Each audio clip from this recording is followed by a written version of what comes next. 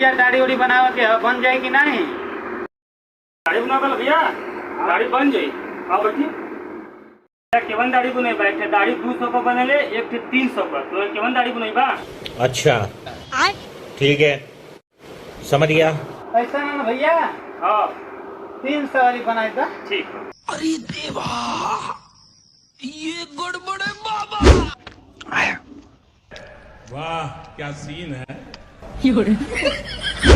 अबे साले, दाढ़ी बनाए थे ना, तो ऐसा दाढ़ी में क्यों बनौले ना हुई।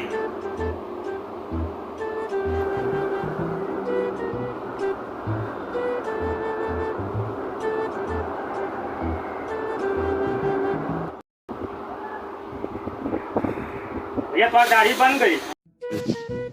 कहो भैया कौन क्रीम लगौला कि एकरे आगे सेंट फेल हो गल?